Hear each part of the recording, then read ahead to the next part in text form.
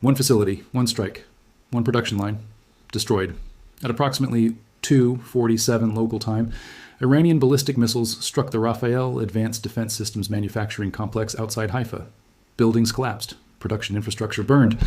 The first successful strike on an Israeli weapons production facility in the history of this conflict, and possibly in Israel's entire military history. An estimated $2.3 billion in production infrastructure and in-process weapons inventory eliminated in a single engagement. Not a military base, not a command center. The factory floor where Israel manufactures the missiles it depends on to keep fighting. Rafael Advanced Defense Systems, gone. What that name means, what that facility actually produced, and what Israel does now that it no longer exists, is what no report you have seen has fully assembled. When the factory that builds your weapons is gone, how long before you run out of weapons to fire?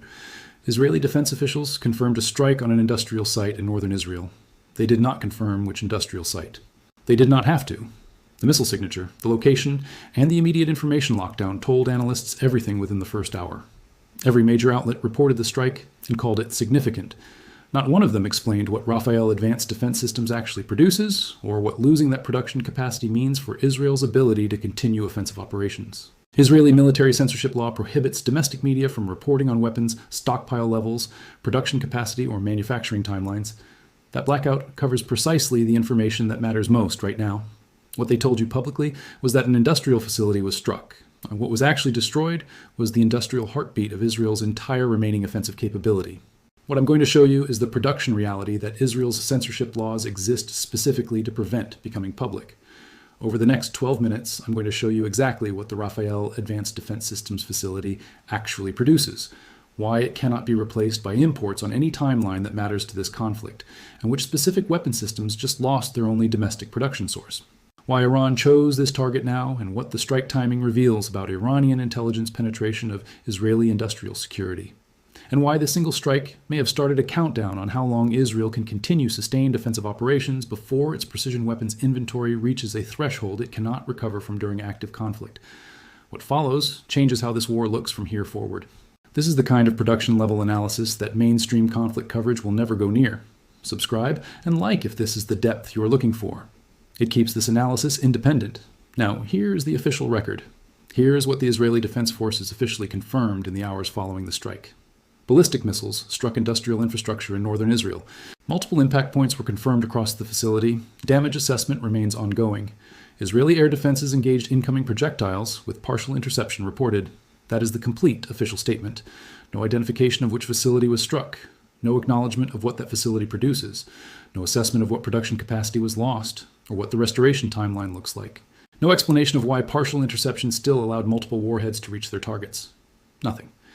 When an Israeli military spokesperson was asked directly to confirm the facility's identity, the response was a single clause: operational security protocols governing weapons. Production infrastructure prevent confirmation of specific site details. But here is what Israeli military censorship law was specifically designed to prevent you from learning.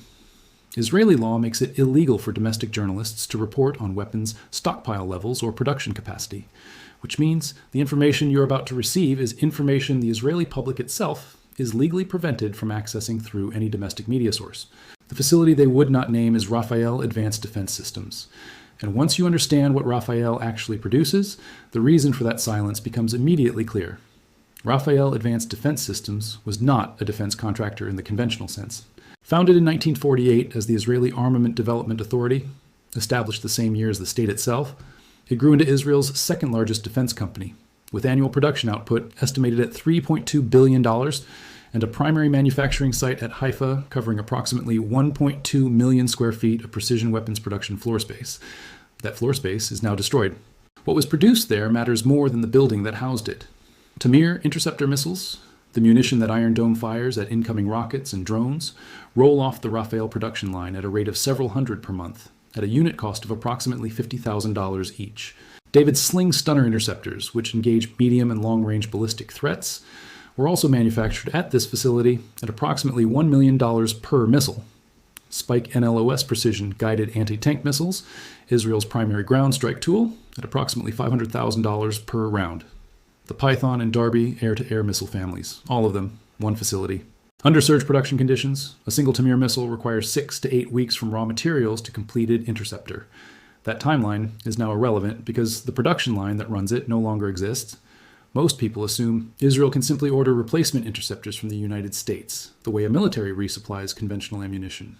In reality, Tamir missiles are manufactured exclusively in Israel using Israeli-specific production tooling that has no equivalent anywhere in the Western defense industrial base.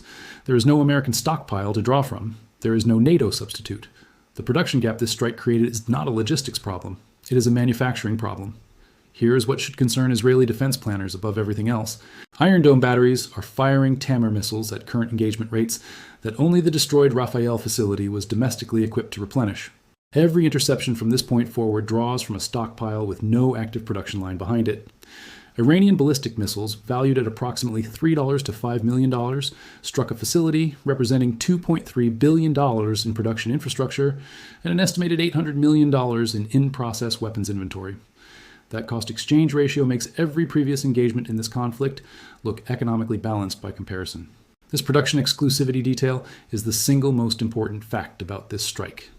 It does not appear in any Western coverage, but it is the reason this strike is categorically different from everything that came before it. And if replacement is not a matter of placing an order but of rebuilding an entire manufacturing capability, here is what that means for every engagement Israel faces from this point forward. Rafael facility destroyed. $2.3 billion in production infrastructure gone. Tamir and Stunner production lines offline with no domestic restoration timeline.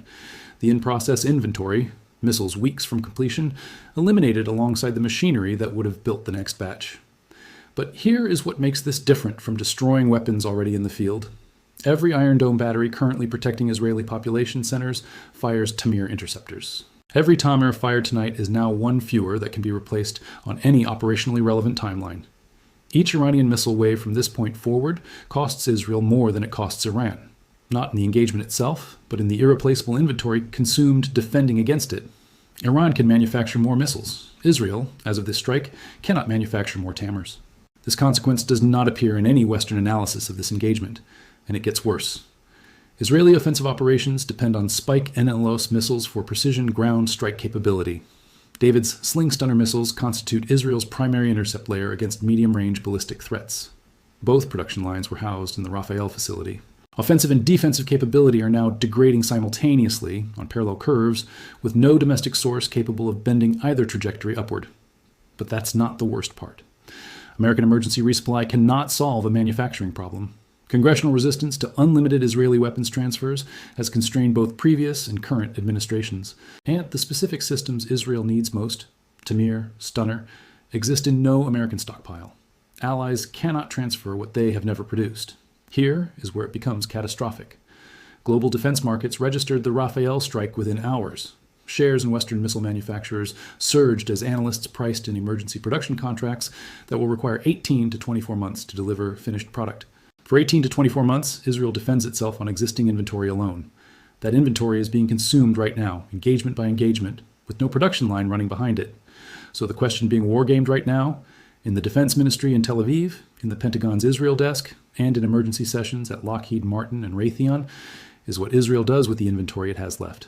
And none of the available answers are good. 3 options are being evaluated. Each one carries a cost that makes it nearly as damaging as the problem it is attempting to solve. Option 1 is to maintain current operational tempo across both offensive and defensive operations, consuming remaining interceptor and precision strike inventory at the present rate, while emergency production contracts are negotiated with American and European defense partners. This preserves military credibility in the short term. It also accepts that inventory reaches critical threshold within an estimated 3 to 6 months of sustained conflict at current expenditure rates. The deterrence calculus underpinning this option assumes Iran does not know Israel's remaining inventory numbers. Iran almost certainly does. Option 2 is to reduce offensive operational tempo and redirect remaining precision-guided munitions toward defensive priority missions, protecting population centers and critical infrastructure, rather than striking Iranian targets. This conserves inventory. It also concedes operational initiative to Iran entirely, allows Iranian forces to consolidate and reposition without Israeli interdiction, and signals to every regional actor that Israeli precision strike doctrine has been materially constrained. The strategic precedent of a militarily limited Israel reshapes regional deterrence in ways that will outlast this conflict by decades. Option 3 is to accelerate offensive operations, a deliberate race to maximum degradation of Iranian military capability before inventory reaches a point of no return. This exhausts remaining precision munitions at an accelerated rate, increases reliance on less precise alternatives as stocks deplete, and risks triggering the full Iranian escalation threshold that weeks of calibrated strikes have been specifically engineered to avoid. None of these options end well. The decision is being made right now in the Kiryat Defense Compound in Tel Aviv and in classified sessions at the Pentagon's Israel Coordination Cell by planners working from an inventory picture that has materially changed in the last 48 hours. American leverage here is constrained by production reality, not political will. You cannot transfer weapons that take 2 years to manufacture. Here is where this stands. And here is what anyone who thinks this conflict is approaching resolution needs to understand before the next Iranian strike makes the current situation look like the stable phase. Rafael Advanced Defense Systems struck and destroyed. $2.3 billion in production infrastructure gone. Tamir and Stunner production lines offline with no domestic replacement path. Offensive and defensive capability degrading on parallel curves. American resupply measured in years, not weeks. Iran has shifted from destroying weapons to destroying the ability to make them. The people around you think this was a factory fire. It was an expiration date placed on Israel's ability to fight. Show them the difference. Share this with everyone who still thinks Israel's ability to sustain this conflict is limited only by political will. Do you think Israel can maintain its current operational posture on existing inventory long enough for emergency resupply to arrive? Or has Iran just changed the fundamental arithmetic of how this war ends? Tell me below. Iran knows the production timeline as well as anyone in the Israeli Defense Ministry. The next phase of this campaign will be designed around that timeline, and it's already started.